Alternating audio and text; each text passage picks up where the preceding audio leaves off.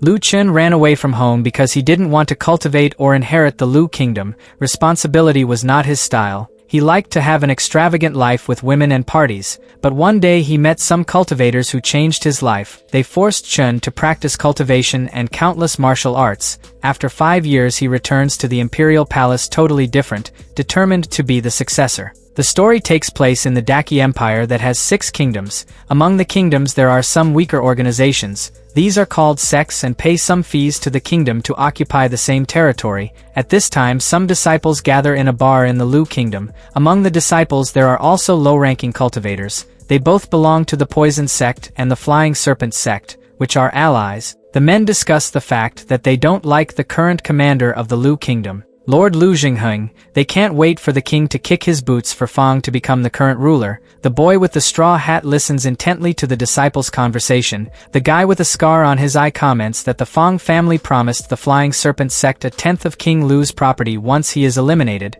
The man is happy about it but remembers that the king has an heir son. If he leaves, maybe he will leave everything to that son, and it will be harder for Fang to ascend to the throne. The cultivator in front of him replies that there is no need to worry because 5 years ago the heir left. His ambition was a woman and he didn't even train, so there is nothing to fear. The elder adds that maybe the boy is not even alive. At that moment the young man with the straw hat draws attention to himself by knocking on the table. He scolds the disciples saying that Lu Zheng is still in charge of the Lu kingdom, so everyone should have respect. Besides, they are right now in the capital of the kingdom, and still dare to speak like this about the emperor. The cultivator didn't like these words and replied that in less than 3 years King Lu's name will disappear and eventually the kingdom will be General Fang's. Hearing this, the boy in the hat gives a scary smile and replies that it is interesting. This boy is our protagonist Lu Chun, son of King Lu and successor to the throne. At this moment he discovers that the enemy willing to take over his father's kingdom is General Fang. Without wasting time the protagonist insults the disciples, calling them Fang family puppies. The elder can't believe that anyone dared to call him that and soon shoots towards Chun with his fist. Our boy stands still and raises his hand saying death slash. A yellow flash dissipates the cultivator's hand in a second. The disciples are incredulous to see that someone had the courage to mess with the cultivator of the Flying Serpent sect. After that, a fierce fight ensued in that bar. A little later the protagonist arrived at the imperial palace without a scratch. The guards at the gate did not recognize the boy and asked to identify himself. Chun asks if they really forgot his face after 5 years. Upon hearing this the men immediately realized that he was the heir. Everyone was happy with the unexpected arrival. The protagonist struck a glorious pose receiving the compliments and soon said that he wanted to see his father. The guards said that his highness was not in very good health and it would be better not to bother. Chun refused and said he wanted to see his old man. He soon entered the palace accompanied by one of the guards and asked how Lu Zheng's situation was. The man replied that the king was severely poisoned and is in a coma. In fact, they are not very hopeful. Chun jokes that at least he hasn't kicked his boots yet. The guard forces a laugh saying that he is very funny, then opens the doors of the room where the king is hospitalized. The protagonist is greeted by the 4th level healer named Mo Xing. Chun comments that he hasn't seen the alchemist in 5 years and it's good to see him again, but notes that Mr. Mi is having trouble helping his father. Mi recognizes this and adds that his ability to help him alchemy is still in the 4th step, so there is nothing he can do. The only way to save his majesty is to get at least 1/6th step Chenlu pill. At that moment the protagonist takes something out of his pocket and asks the healer if this is what he needs. The old man does not immediately realize what it is and confirms that they need the medicine. Suddenly he looks at the bottle he received and sees that it is full of 6th grade Chenlu pills. Not even in his dreams did he imagine seeing one so close. The 6th grade Chenlu pill is extremely rare. In addition to being difficult to get, just one pill can cost millions of spirit stones. At that moment a man enters the door and interrupts the conversation. He addresses Chun saying that long years have passed and he did not imagine seeing him here. The protagonist recognized the bald man as Master Lao Zhuo and soon asked if he managed to reach the 6th level. Lao Zhuo was a very determined man who was always cultivating, but unfortunately he comments that at this age he cannot ascend any more level. Lao Zhuo also talks to the protagonist about his father's health and about the danger that the heir may run if they find out that he has returned home. Chun replies that he does not have to worry. He is prepared and his father will be cured soon. The healer Mo soon showed the pills he got from the heir. Lao Zhuo is surprised that the protagonist gets something like that. After all, he remembers that the boy wanted nothing to do with life and left the palace to have no responsibility. Apparently things have changed. A little later, the alchemist had already given the pill to King Lu. He informs him that His Majesty must be cured and will wake up within 3 days.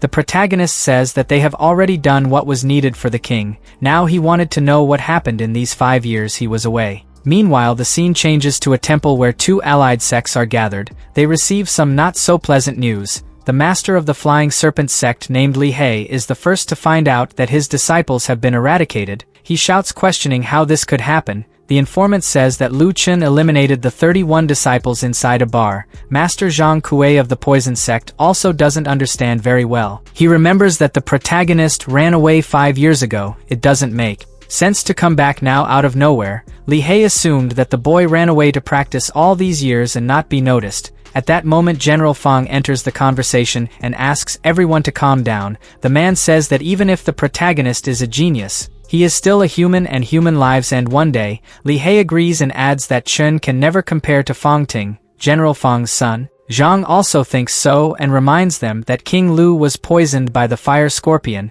then he won't live for another 3 days. Soon Fang will take control of everything and they will be able to relax. Fang agrees and says that now it's only a matter of time. Meanwhile, the protagonist is still talking to the elders. He discovers that his father was poisoned by some masters of allied sects. Even knowing that our boy is relaxed, he throws a set of 7-star swords to Master Zhua and orders him to use the skill to cover the entire royal palace. The protagonist knows that when the news of his attack spreads, the enemies will come after him. The skill given to Lord Zhua will be enough to make them suffer. As soon as they set foot in the palace, Elder Zhua was shocked by what he received. After that, the protagonist also gave Captain Li more than 1,000 bone marrow purifying pills. They will be responsible for giving strength and power. Chen instructed to distribute them to the other palace guards. Now the protagonist has decided to go hunt one by one of his enemies. He leaves the palace, and as soon as he does that, he already realizes that he is being followed. These men are disciples of the poisonous sect. Chen quickens his pace, and the men end up entering a dead end. They look around and don't see the protagonist there. It turns out that Chen has changed his appearance. Now he looks like those bar drunks. Fortunately, since he ran away, our boy has practiced the disguise technique to the maximum, so it only needs a second to take on any appearance he wishes. It is simply impossible for disciples to discover his disguise unless their cultivations are in the realm domain. After misleading the enemies, our boy decides to first hunt down the heirs of the enemy sects. He starts with ᴄᴏᴘ, the son of the master of the Flying Serpent sect. ᴄᴏᴘ is not the cultivator type and spends most of his time in the flower house, having fun with women. At this moment, a girl looks for ᴄᴏᴘ and just finds his corpse. Chen passes by her as if nothing had happened. His next goal is Zhang Wei, son of the Poison Sect Master. The scene changes to the Black Dragon Arena, the most prestigious fighting competition arena in the Lu Kingdom. Zhang Wei is the complete opposite of ᴄᴏᴘ. He has been practicing martial arts since he was a child and never tires of beating his rivals.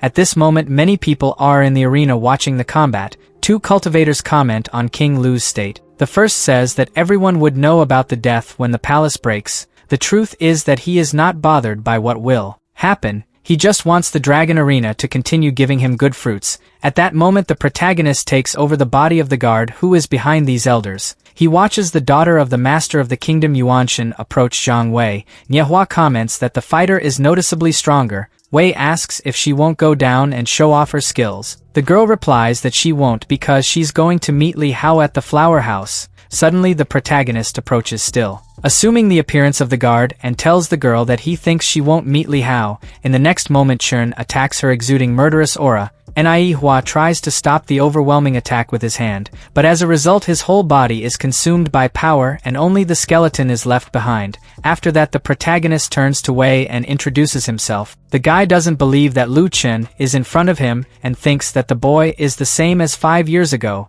then prepares to attack. Wei counterses the power in his hand and throws it towards Prota, who quickly realizes that it is a cloud of toxin. Chen leaves without any injury from this cloud, and the next moment takes the opponent by the neck. Zhang Wei wonders how the boy can be unharmed. It is unbelievable. The protagonist replies that this is all the fault of how weak he is, then eliminates one more. Viewers begin to wonder if this is King Lu's son. Someone says that this boy 5 years ago was just incompetent. Trash. The protagonist doesn't care about the comments. After completing his goal, he starts to leave the place. The third goal was Fangting, but the boy was not in the capital, so Chen decided to return to the imperial palace. At this moment in another place, Zhang Kuei and Li He receive the news that their children have been eliminated by the heir Lu. Zhang loses his mind and asks how this dam dares to do so. The informant tells Master Li He that his son Hao was murdered in the flower house. His other children were eliminated in the greenhouse. The masters explode in anger, determined to destroy the protagonist. They fly furiously to the imperial palace.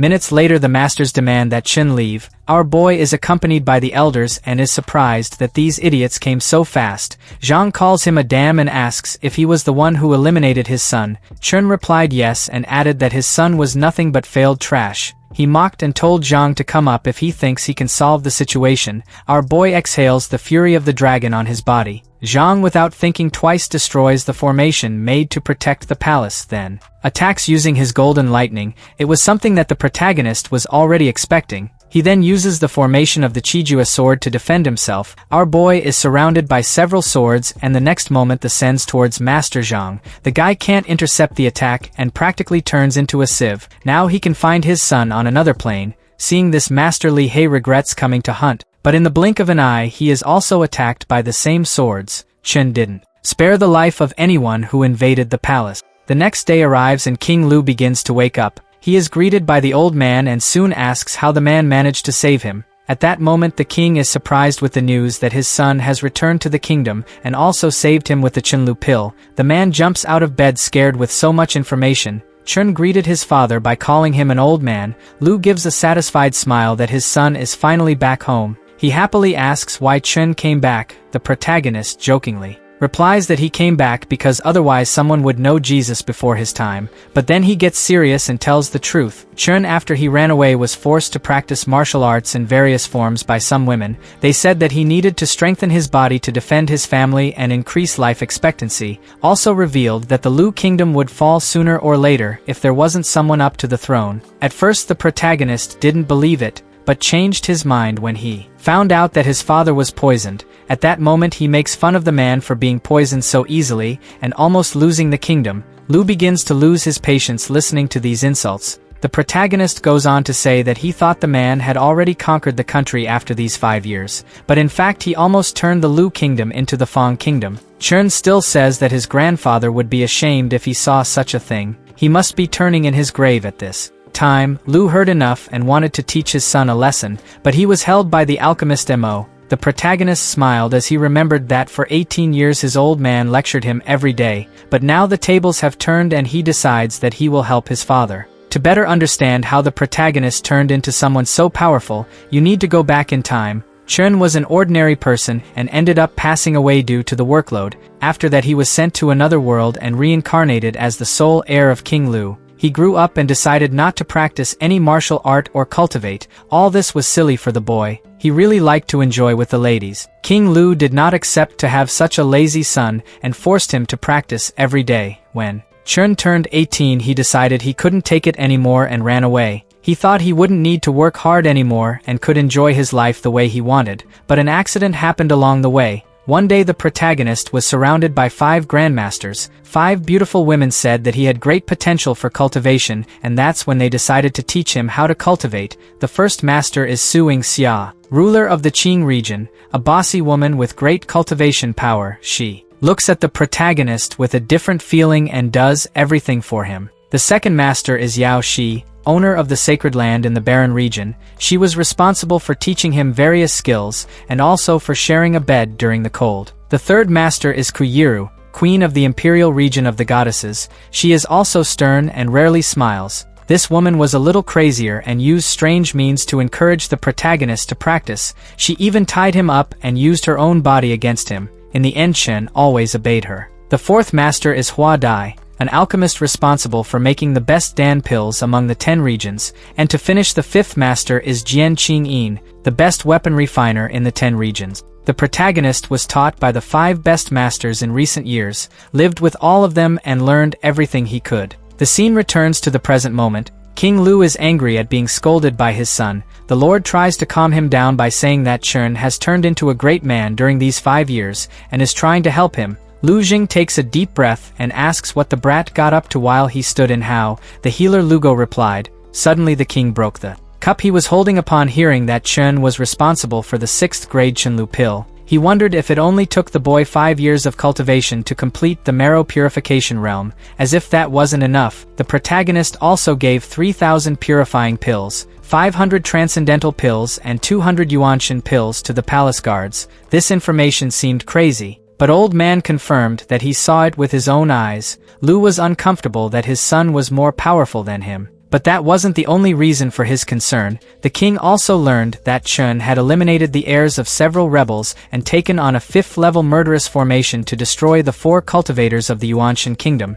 He wondered what his son had been taking for the past 5 years. We know how cool the boy's cultivation was. Suddenly the conversation is interrupted by a deafening noise. From the king's room it is possible to see a strong yellow light going towards the sky. This aura could only mean that Chen had broken some kingdom. Soon we see our boy cultivating surrounded by a strong aura. His eyes show motivation and he stands up celebrating another feat. This is the 9th time that Chen has experienced transcendent power and energy. For the average person it is something very rare to achieve. There are 10 realms in cultivation called body cultivation, spiritual concentration, marrow purification, transcendent, divinity, king, imperial, holy, holy lord, and holy emperor. The protagonist was in the final stage of the marrow purification realm and had just jumped into the transcendent realm. This was one of the skills he was taught by. This method requires the cultivator to try to go to the transcendent realm non-stop until he cuts his own cultivation 9 times, at which point Chen creates a fiery arrow and hits his own chest. It is very painful, but he remembers that he has been through this many times in a row. After consuming the arrow it is time to take the recovery pill and heal his wounds. The protagonist sits down again and repairs all the damage. 3 days later Chen receives the elders in his room. The old men were worried about the young master. Mr. Zwa soon congratulated him on reaching the transcendent realm. Chen made a fool of himself and lied saying that he had not reached the transcendent realm. The elder questions if he was not successful a few days ago. He told him that all the spiritual power near the palace had been absorbed, and so he assumed that His Highness having reached the transcendent realm. The protagonist then assumed that he had indeed achieved it, but then destroyed his own cultivation efforts and fell from the transcendent realm. Then he smiles saying that he is now arriving at his original goal, the transcendent life. In ancient times, transcendental life was not just a cultivation realm, it meant a set of energy spread across all points of the body. It was basically a rich energy reservoir like the ocean. The protagonist shouts that transcendental life is the definition of the evolution of life and is not limited to any realm. His father is surprised that the boy has grown so much in such a short time that he soon asks what he has been doing. Chen reveals that he joined a sect, whose master was Suing Xia, a strong and incredible woman when it came to cultivation. The protagonist remembers Su asking him to destroy his cultivation power 9 times in a row. She stated that only in this way could he learn the methods of body cultivation. At that moment Chen looks at his father and says that only a random guard of the sect is strong enough to defeat him. The man can't stand the insult and carries the power in his hand, but suddenly they are interrupted when he feels a power suppressing the palace. A blue mist spread quickly showing that someone at the king level had arrived in the city. The scene changes to 3 men floating in the sky. The white-bearded old man was the responsible for the pressure that everyone was feeling. His name is He Qian and he is the master of Fang's son, young Master Ting. Both are next to the elder. At this moment Ting says that it doesn't matter if King Lu is alive because his father will be the king anyway. Old Qian says that after resolving his father's affairs, he should go back to focusing on training. Ting agrees with his master. Fang tells his son that he must strive to be worthy of being a disciple of Master Qian. At that moment the elder hovers over the palace and demands that King Lu come and receive him. It seems that the old man is wanting to get an itch from Proda. Our boy doesn't believe that an old man came to torment him early in the morning. Qian gets no response from the king and tells the protagonist to go and call his father. Mr. Mi enters the conversation and says that His Majesty is busy working, then tells him to leave. Qian realizes that Mo is at the Yuanshan level and feels humiliated by someone below his level. He gets angry and decides to eliminate the elder with the spiritual skill of drilling. At that moment the healer Mo feels his eyes being pierced and cannot do anything. The protagonist intercepts the attack and gets in front of the alchemist. He pulls out a knife that exudes a murderous aura and says that Qian is very brave.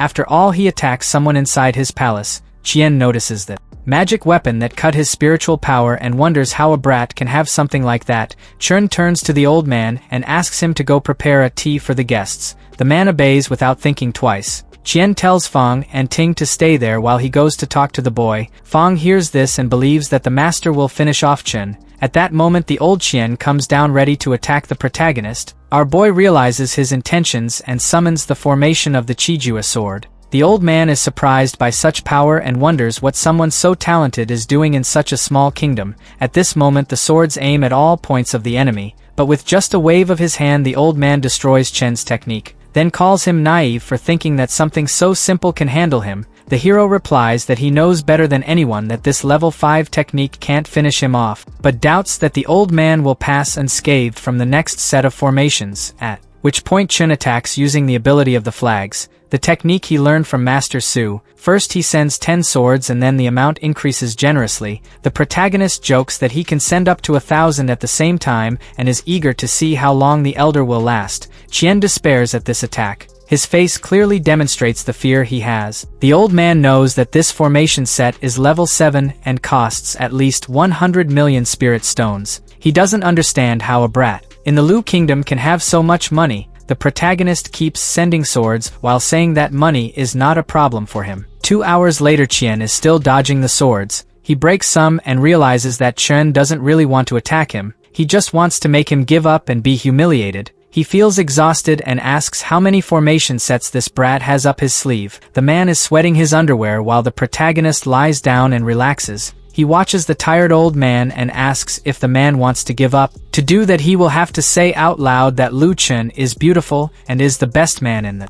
world. Qian didn't expect so much humiliation in one day. Ting is against it and tells the hero that he can't treat his master like that. Chen asks the old man if this hysterical brat is his student and jokes, saying that Ting is with his arms crossed, seeing his suffering. The little guy keeps cursing the protagonist of heaven because he knows that if he goes down he will take a beating. Our boy says he can stop attacking the old man if Ting apologizes for him, but first he must kneel down and say that he is the best man in the world. Ting refuses to do this humiliation and Chen replies that it means that he is not a good student. The guy falls for the provocations and decides to apologize for his master. He kneels down and starts repeating that Chen is the best man in the world. The protagonist continues to lie down receiving appetizers and tells Ting to speak louder how beautiful he is. The veins jump on the boy's face and he finds himself with no way out. Then he starts shouting that Chen is beautiful. The people who pass by outside the palace hear this and ask who is the screaming asshole. Someone recognizes Ting's voice and doesn't understand what he's doing in the palace.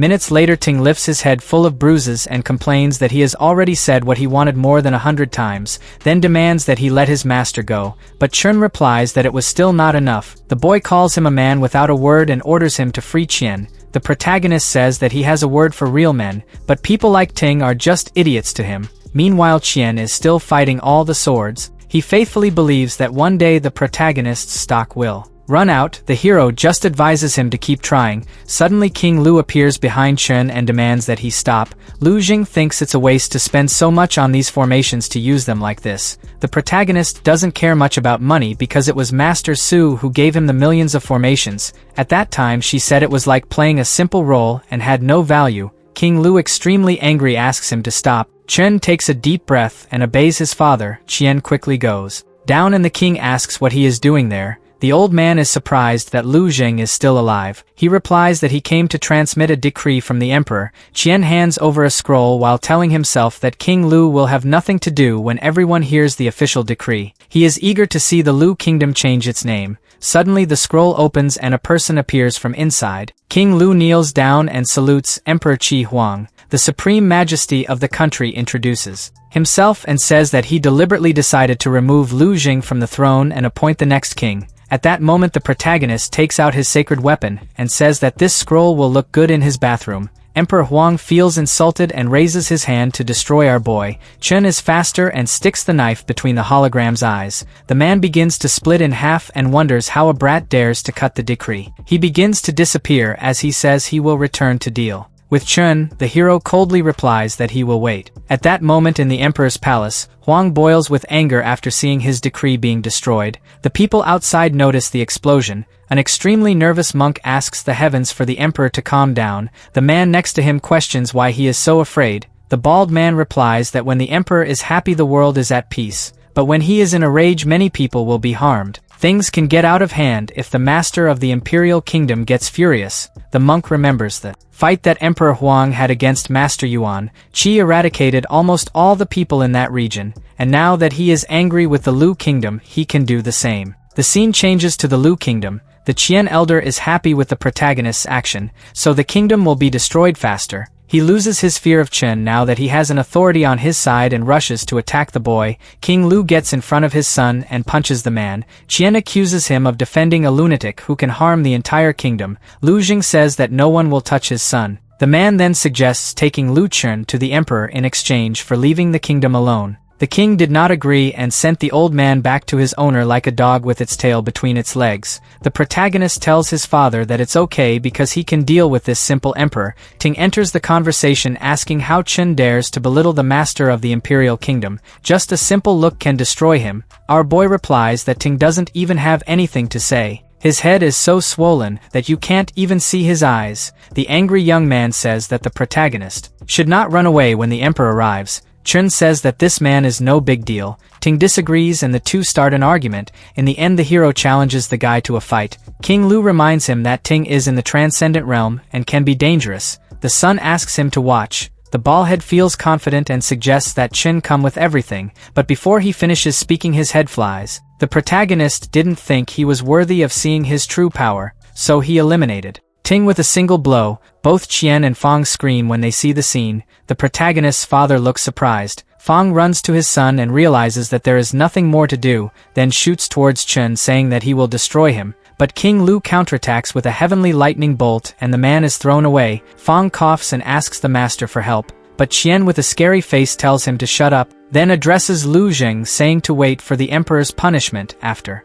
that the old man gave in leaving Fang and Ting's body behind. The man cried for his son's departure and decided that he would not be able to stay here without him. Suddenly Fang pierces his own chest and his last words are that he will be waiting for the protagonist in hell. Chun just turns his back saying that he doesn't like heat very much. Thus ended the rebellion in the Lu kingdom, but the chaos caused by Lu Chen was not over yet. King Lu scolded him for the beef he caused by saying that he was going to use the emperor's decree as toilet paper. He adds that Huang is much more dangerous than they think. The king takes a deep breath and decides to take the hero out of the Lu continent and hide in some village far away. This way he will have a better chance of survival. Our boy doesn't like the idea and says that they are in the prime of life, so they can fight bravely. Lu Jing asks confusedly what he is talking about. Chun says that in the end the emperor is a simple human. To beat him just take him down from the throne. The king replies that it is easy to say, but the boy asks her to trust him. At that moment the captain approaches her reporting that thanks to the pills the palace army has reached the marrow purification realm. Most of them have jumped to the transcendent realm. Some are even better and are ready to go to the divinity realm. Chun is happy with the good news and says that most of the credits are due to the hard work of the guards. They certainly practiced a lot and that's why the cultivation progress. The captain thanks the compliments. Lu Jing almost goes crazy when he finds out that a pill would be worth at least 2 million spirit stones. He added up the amount of military personnel in the palace and sees that his son spent 16 billion spirit stones on pills. Chun smiles saying that it's only a small amount. The father loses his patience when he sees this calmness in the boy and takes the sword saying that he will make a new decoration for the house with his hands. Chun tells the king that he doesn't need to stress because everything is already paid for, so he won't have to spend on anything. He quickly changes the subject to save his skin and says that he already knows how he will defeat the emperor. At this moment the protagonist shows 2 books. They will be able to easily defeat a higher level cultivator just by learning the skills written in these 2 Sacred Realm martial arts instruction books. Lu Jing grabs him with all his strength by the shoulders and Chun feels like he is going to break. The man asks if he just spoke Sacred Realm and laughs at this idea. It's something he doesn't even dare to think about. Being very realistic, it's an almost impossible kingdom. Our boy decides to show it in practice. The scene changes to the open field. The king is still scared and says that he is sure how the emperor will attack. he will definitely send the other kings to assassinate them, or at least it will be 2 cultivators of the king level. Chun replies that he will teach enough skill to destroy anyone of the king level. Suddenly his index finger glows a blue light. He uses a martial art technique from the sacred realm called the star-destroying finger. The next moment Chun waves his mother, sending a fireball into a nearby field. A strong explosion could be seen, and Lu Jing was impressed. The stones began to fly and they retreated. The father asks how he managed to learn such a high-level skill if he is below the Transcendent realm. Chun replies that it is thanks to the 5 beautiful women he met. The star-destroying finger is a sacred realm skill that can unleash great power.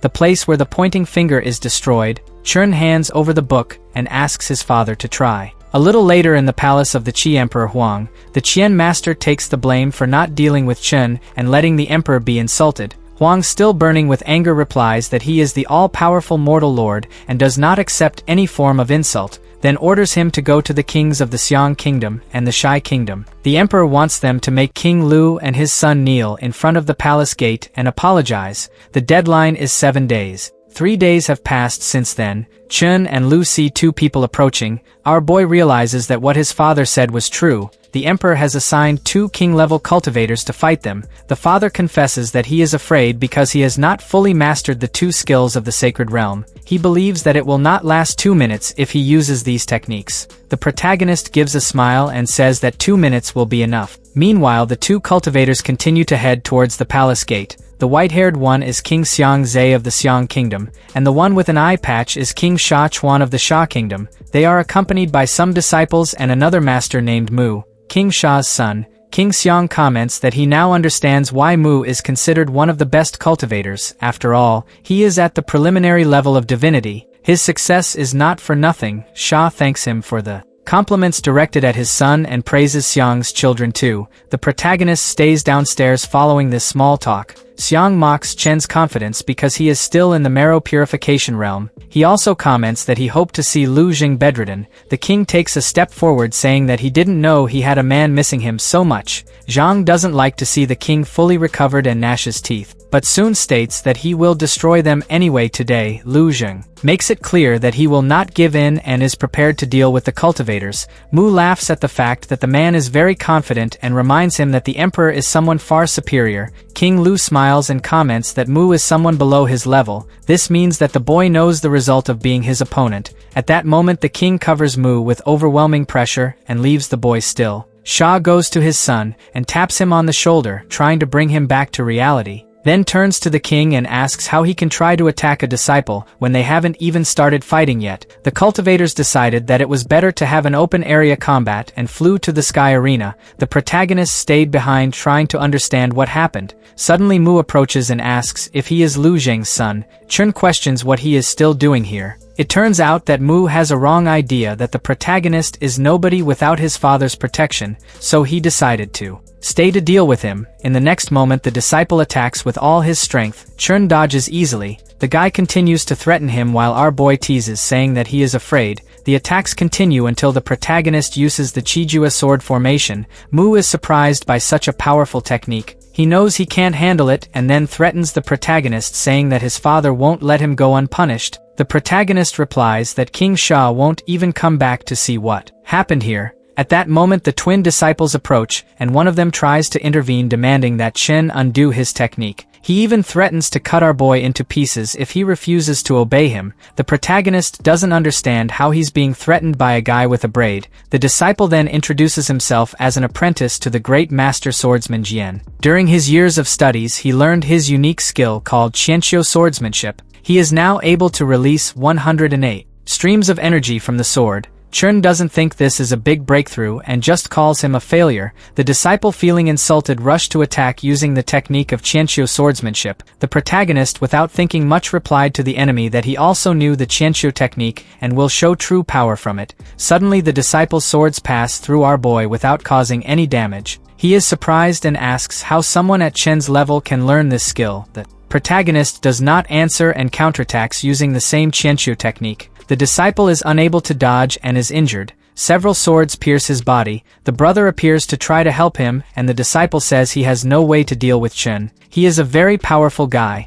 the brother realizes that it really can be a problem, and all he does is say that his master will not let this go unpunished. Protagonist then he turns to the guy and asks if this is his last words. The next moment he points to the brothers and directs the qianqiu technique. The two are quickly hit and a red spot appears. At that moment the captain approaches to give not so good news. He tells that despite Chen's training they were still defeated by King Sha's son. The protagonist replies that it's okay because in the end he didn't even expect his army to win. He remembers that Mu has been training since he was a child and can give his men a hard time. The scene changes to Mu fighting Chen's army. The guy was still inside the Qijua formation and yet was able to defeat the guards. Our boy approaches to see the situation and Mu demands that he release him, but Chen denies it. The two start arguing until an explosion happens near his feet. They look at it for a moment without understanding anything, but Mu soon realizes that it is a corpse. He believes it is King Lu's and is very happy. Chen laughs and asks how the guy is so dumb that he doesn't recognize his own father.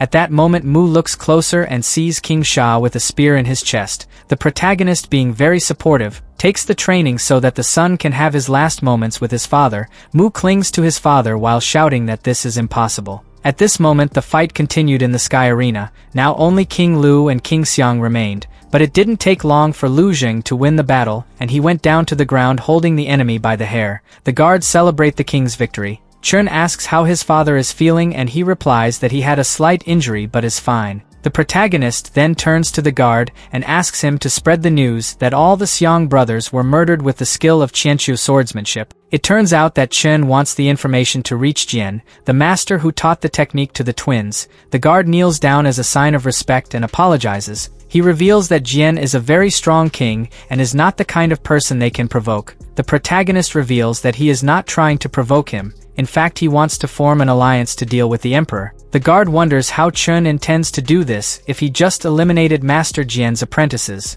The man thinks it is impossible that now the sword master would agree to be his ally in the fight against the emperor, but anyway he confirms that he will spread the information. King Lu is also skeptical about Jian's support, but Chen asks him not to worry and starts to leave. The father asks where he is going. The protagonist replies that he wants to see a beauty from the barren region. They say she is the most beautiful in the place. The father does not believe that his son is looking for a woman so soon. Chen replies that he needs a maid. The king makes it clear that the Holy Land is not the place to do these schemes and he can get hurt. Our boy gets angry saying that preparing his food is no crime, but his father knows well what his son wants with these women. The scene shifts to the Holy Land. Chen is at that moment inside a holy city wine shop and looks down, looking for disciples who can be recruited. After looking a few minutes he doesn't see anyone worthy. The girl he had his eye on has already been taken by an old man. It seems that Chen arrived late. He gets angry at losing the beauty. Suddenly the owner of the wine shop approaches to make an offer. He offers the upper-class lady pig as a companion for 18 spirit stones,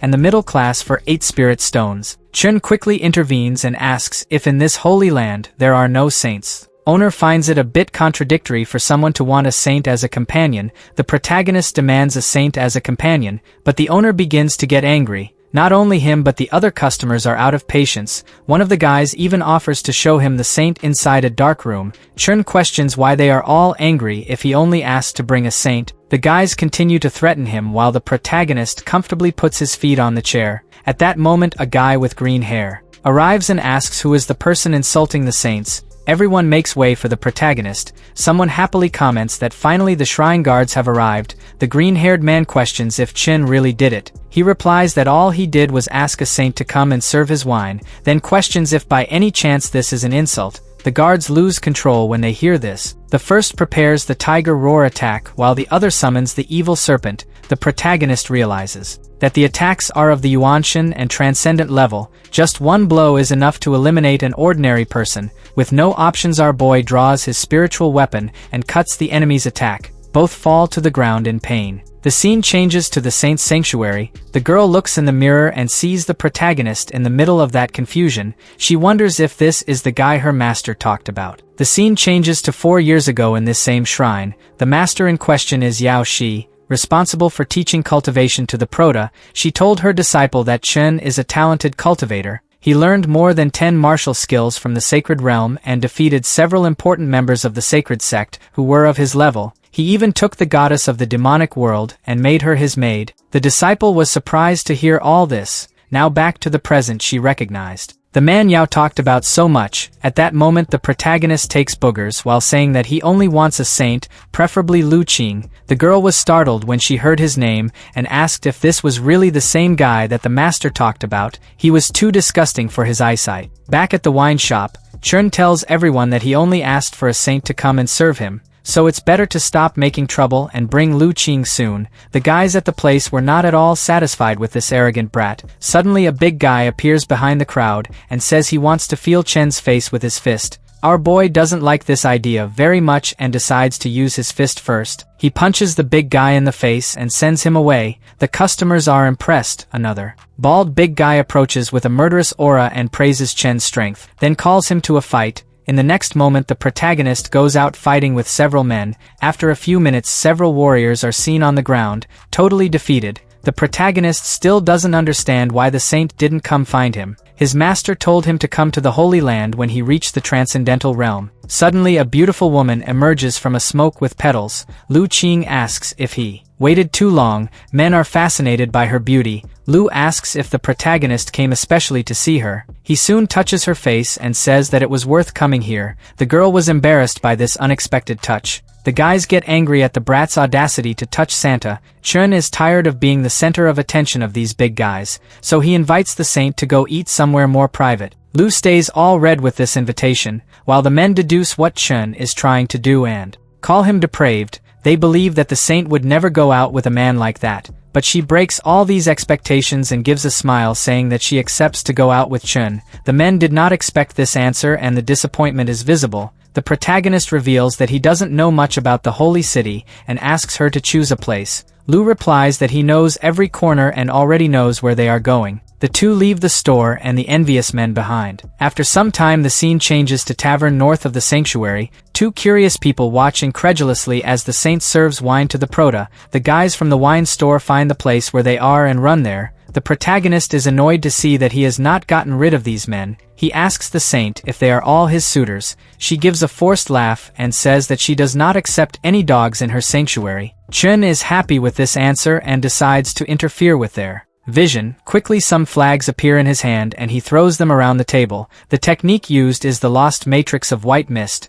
It serves to isolate external sounds and images. Someone asks what he is going to do with the saint who needs so much privacy. Meanwhile the two are sitting looking at each other's faces wrapped in white snow. Lu comments that he used a 6th level skill for a trivial matter. Chun brags that it's not a big deal. The woman looks like a tamale listening to him speak. Our boy decides to change the subject and says that he brought her a gift. He takes out a 1,000-year-old mushroom that nourishes the soul. People with damaged souls can recover immediately after taking it. Those who are in good health can also use it to strengthen the soul. Chun also shows a phoenix essence and then presents the best gift, the purple phoenix sword that is considered a holy weapon. The girl is very happy with these gifts, but doesn't know if she can accept something like that from a man. Chun reminds her that they served the same master and are practically brothers, so she can see the gift that way. Lu agrees and happily accepts. As a way of thanking her, delivers the best dish in town. Meanwhile the men outside the mist are still planning how to break this formation.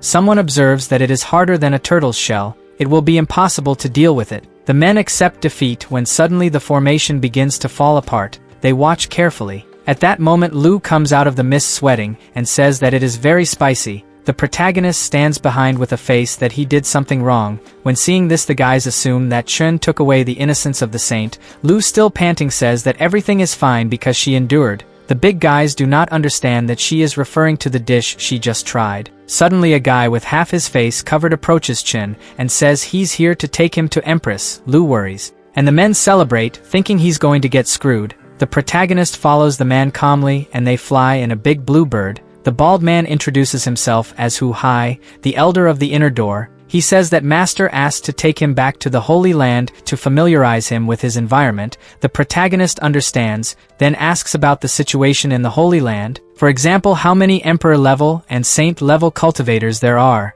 Hu Hai explains that there are 5 saint level masters and more than 10 cultivators who are about to reach the Holy Realm. At Emperor level there are about 108 cultivators, at King level there are thousands, and below him there are countless disciples. The protagonist is not surprised by the number and says that it is very similar to the other kingdoms. The elder agrees and says that among the 10 kingdoms this is the weakest. After all, there is very little spiritual energy. Suddenly Chun notices something different and points out. Hu-hai says that it is really a fish with dragon scales. There are 7 other treasures in this place created by the master. Our boy is drooling and thinks about how go run away with that fish under your arm. A little later he finally arrives at the destination. Hu-hai says that now it is enough to go up and find the empress. The protagonist obeys and finally finds his second master. Yao complains that he took too long to come back. She says that she received a message from the first master about him 3 months ago. With anger in her eyes, Yao asks if Chun thinks she is not as good as the first master Su, so that's why he is late to see her. The protagonist replies that he actually took time off a few months ago to go see his father. He even didn't come empty-handed. Chun presented her with a 1,000-year-old lotus that he bought especially for her. The girl takes the gift and thanks her. She questions how he sees the young people of the Holy Land compared to those of the Green Domain, since it caused a mess there. Chun replies that the ones from the Holy Land are quite weak compared to the young people from the Green Realm. Yao replies that if so, he will have to stay in the Holy Land and help her with that. For now he will stay here to practice the introductory chapter of the Thunder bodybuilding technique. Chun thinks for a moment about the technique and breaks out in a cold sweat, understanding how dangerous it is. He then makes up an excuse saying that he forgot something in the tavern, but Yao seriously asks him to stay. The woman slowly approaches from behind and asks if he forgot that he did something terrible in the Green Domain, such as suppressing the descendants of the Holy Land and capturing the demon goddess as a servant. She comments that at that time he didn't seem worried about the danger. Chun knows he has nowhere to run and it's in her hands. The master changes the subject a little and asks to take a look at the bag of holding. She is sure that he came out well equipped from the first master. At that moment Yao takes the bag and sees that there are defensive formations from level 4 to level 7. It was exactly as she thought. The master soon says that Su prepared everything for him to come to the Holy Land. The protagonist's face shows his despair well. Yao is visibly jealous, but decides that she will help him anyway because she needs him here. The master makes it clear that she does not mind seeing him go out with other women or even turn them into wives. She will cover it up if something goes wrong. Yao comments that she is her master and is ready to help. The protagonist takes the opportunity and tries to get rid of the thunder bodybuilding technique. The master gives a smile and immediately refuses. Chun feels that he has been deceived. At that moment Yao calls his disciple Chinyu. The girl appears and asks what the orders are. The master orders you to take care of the protagonist's body for the practice of the thunder technique in 3 days. Chun soon gets excited to hear that the girl will prepare her body. Yu complies with the master's orders. Yao then turns to the boy and tells him to obey her orders, otherwise he will be punished. Minutes later the 2 disciples were left alone. The protagonist tries to find a way out not to practice the technique. For this he starts to praise you in every way. She realizes what he is doing and asks to get straight to the point. Chun says he doesn't want to practice the thunder body refining technique. Then he asks if the girl can help him, and when the master asks to pretend he did, Yu creates false hope by asking if that's all he needs. But in the next moment she makes it clear that he won't leave here without training. Chun gets his face crumpled with so much frustration. At first he just wanted to come to the Holy Land and go out with some young girls, but now he is trapped in this training. Chun even tries to buy Yu by offering some gifts. However, the girl refuses to lie to her master. She only accepts the gifts and takes him to practice anyway. The protagonist does not believe that she will have the courage to accept the gifts and still refuse his request. Yu says that as a thank you will make him finish the practice as soon as possible. Chun calls her internally a liar. He just took the gift and it won't help at all. He thinks that even demons have more mercy than you. A little later the 2 finally arrive at the gate of the training area, which is currently sealed with powerful magic. Yu says that the master gave him 3 days to understand the formula of the thunder bodybuilding technique. Then 3 days later she will open the matrix and use the thunder to strengthen her body. The girl also reminds the protagonist that this area has a formation with more than 400 swords, so he shouldn't even think about running away. Chun feels tired with so much litany and approaches the seal. He touches his finger thinking that Yu was lying about being so powerful. To his surprise the seal is no joke, and soon we see all his skeleton. 3 days later Chun is still training. The Empress looks at the scene in the mirror and sees him in shock. She laughs at how his hair looked after 3 days of shock. The protagonist shows the middle finger and challenges the master to come and participate in the training with him.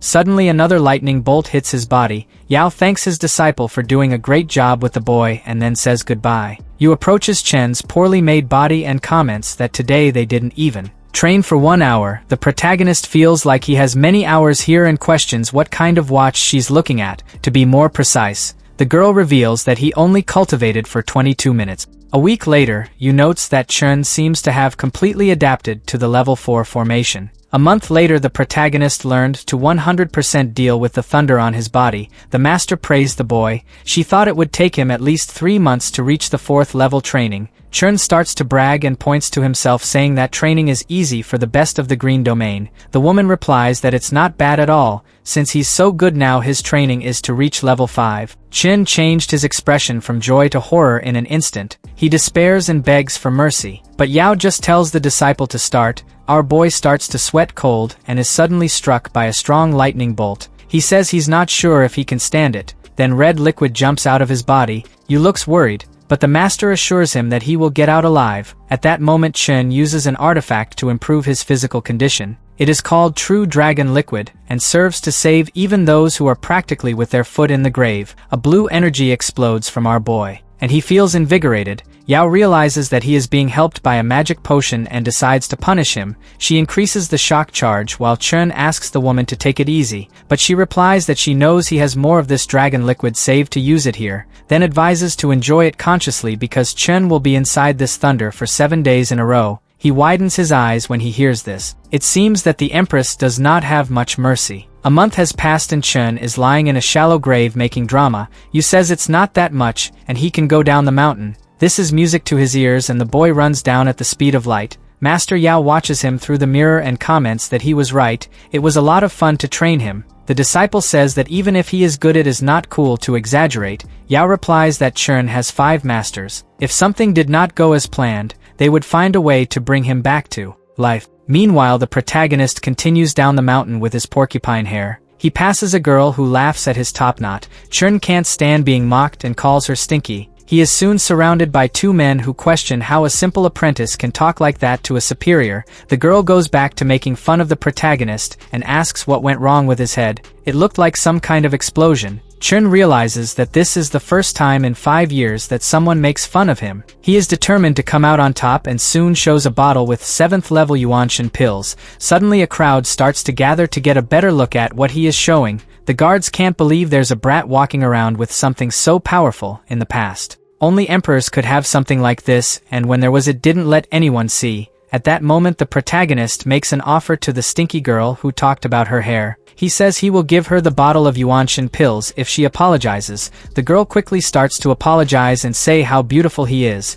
but Chen says that this is not enough. The girl soon grabs his arm and starts reciting a poem about her beauty. The protagonist accepts the apology and throws the bottle to her. After he does this, several girls start to approach. They start to say how beautiful he is in the hope of winning a bottle too. The protagonist is captivated and spreads several pills as if it was nothing. The guards were not very pleased to see Chen clinging to the women of the shrine. They feel a little jealous. Suddenly a big woman named Xiahua approaches and speaks ill of the girls for selling herself for so little. Chen asks if she is despising her pills. He soon pulls something bigger out of the hat and shows a king-level pill. This pill allows people in the Yuanshan kingdom to advance directly to the king's kingdom. He offers the medicine to Cui Hua if she says something nice about him. Suddenly someone interrupts the conversation. A woman with colored eyes tries to compliment Chen in exchange for the pill. She even presses herself against his body, but the protagonist changes the offer. He says he's tired of compliments and can give him this pill in exchange for a kiss.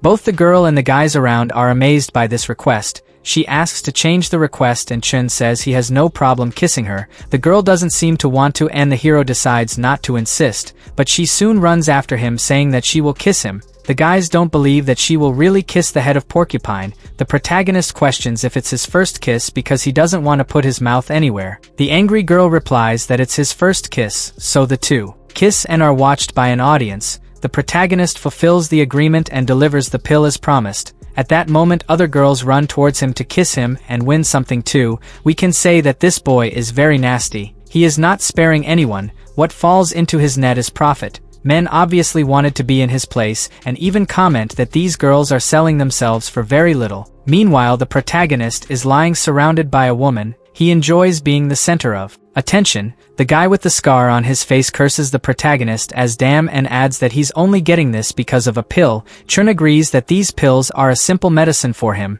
but questions if the guy doesn't have money to buy some of these bottles. At this moment, another guy enters the scene and disagrees that the king-level pill is simple. The people around recognize this man as being Dyu's brother. The guy approaches the protagonist and says that if he is willing to give him this pill, they can make an exchange. Chun asks what he intends to offer. Dyu offers 1,000,000 spirit stones, but the protagonist refuses because a single pill costs at least 10,000,000 spirit stones. Dyu changes his mood and calls our boy with an explosive head, then asks if the boy is not realizing that all the disciples here are wanting to fight with him. So the guy offers 1,000,000 spirit stones and also a way for Chun to get out of here without any injury. Dyu adds that if he doesn't accept the proposal, unfortunately he will send his disciples to attack. Chun clearly doesn't like the threat. Dyu remarks that his face is not very good and keeps calling the hero with explosive hair, trying to provoke him. The man even says that he is not worthy of being his opponent in martial arts. Chun finally loses his temper and punches him in the stomach with all his strength. The guy falls to the ground coughing up red liquid, and people comment that he was defeated with a single blow.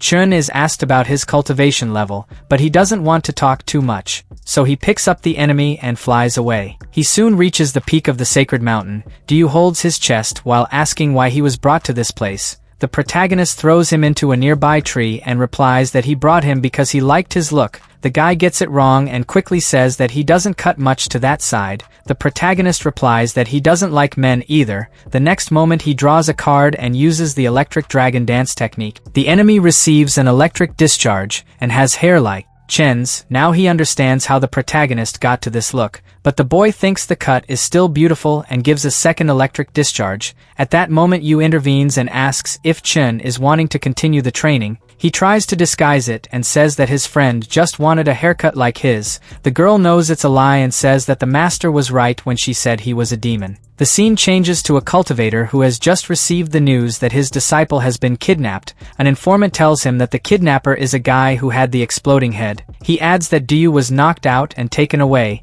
The only thing they know is that the exploding head went towards the sacred mountain. Another man approaches and says that he knows where the disciple is. A little later, the cultivator finds Dyu naked with strange hair. The disciple is surrounded by people and Chun stands behind observing his great work of art. Dyu runs to his master begging to teach this delinquent a lesson. Chun, now tidy, approaches the scar guy who dared to speak ill of him before and also offers a haircut. A few hours later we see a group of girls gathered. They comment on the new rumor of men walking around with exploding heads. Lu Qing reveals that he hasn't seen anyone like this. Suddenly Dyu approaches them and says that this is a new fashion. His hair is still spiky. One of the girls greets him happily. Soon we see that this is not the real Dyu. Chun disguised himself as the disciple and thought about doing something with the girls for him to be harmed, but he didn't expect Dyu to be so well known. Lu looks at the protagonist in disguise and feels a familiar presence. Suddenly the scar guy who was also electrocuted by the hero approaches. He thinks this is the real Dyu disciple and tries to come up with a plan with him to harm the hero,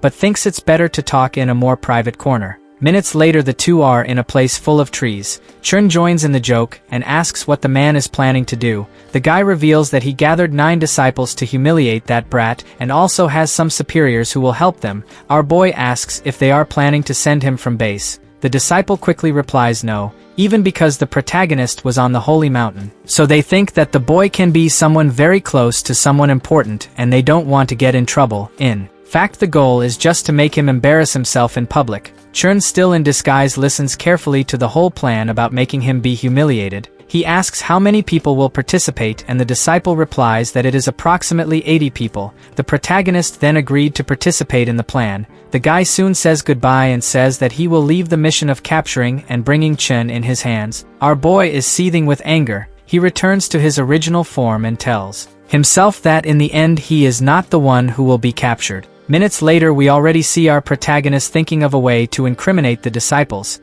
After all, they also plan to play a trick on him. Our boy watches carefully and remembers that dragon fish from when he arrived in the Holy Land. This fish is seen as a treasure for the city, and often there are even guards watching. But luckily for the protagonist at this moment there is no one watching. His plan then is simple: catch a dragon fish and frame the disciples. Meanwhile, a man near the river feeds the fish when suddenly a of them is captured. He looks to see who the criminal is and sees the disciple Du, who in this case is our protagonist in disguise. Chun tries to make the situation worse and says that he is an apprentice of an emperor. The guy doesn't care about that and says that the dragon fish is only for the saints. Anyone who hunts is a criminal. Chun runs with the fish in his hand, already planning whether it will be fried or cooked. As he runs, he ends up passing by the true Du disciple. The guy looks scared without understanding what is happening and why there is another one of him running around. He stops Chun, asking who he is and why he is walking around with his appearance. The protagonist goes crazy and asks why Doyu is imitating him. At that moment, the real Doyu prepares to use the technique and unmask who the person under the disguise is, but it is obvious that our imposter will not let that happen. He lands a precise punch in Doyu's face. The poor guy can't react and falls knocked out. Now the protagonist returns to his original form and thinks about what to do with the disciple. Minutes later, we see our imposter arrive with the disciple in a cave on the holy mountain. The scene changes to the shrine in a training room. The master approaches and asks if Lu hasn't finished the daily training yet. The girl is a little scared by Yao's appearance and stutters when saying that she was late because of her brother. The master interrupts her, asking if she is referring to Chun. Lu felt that he was the protagonist in Duyu's body, but as he was not sure, he preferred to tell the master that he must have been wrong. Yao smiles and says that Chun is already very big. She doesn't need to worry. The girl soon asks why the master seems so happy. The master replies that it is because it is so fun to see the boy causing a mess. In the end, it's all part of the training. Lu is shocked to see how the master always turns a blind eye to the things the protagonist gets up to. Meanwhile, in a cave on the sacred mountain, the protagonist is filleting the fish he stole. He notes that the dragonfish is very rare and delicate. Its flavor is one of the best and can also be used as a tonic. He roasts the fish and waits to level up after eating. At that moment, Du begins to wake up and soon saw the protagonist. The first thing he asks is why Chun impersonated him. As if that wasn't enough, the disciple also sees a dragon fish being roasted. He asks what kind of crazy the protagonist is. Our boy just asks not to be bothered and closes the guy's mouth with tape. After that, he decides to answer why he used his identity. The protagonist reveals that he disguised himself as Du to steal the fish. This means that he is in big trouble. The disciple boils with anger but is silenced with the tape. Chun turns to eat his delicious fish when he suddenly feels a hand touch his shoulder. The next moment, he hears Yu's voice asking if he really thought he was going to eat in secret. The protagonist immediately takes a piece of the fish and puts it in the disciple's mouth. The girl is happy with the taste and soon recognizes that it is a dragon fish.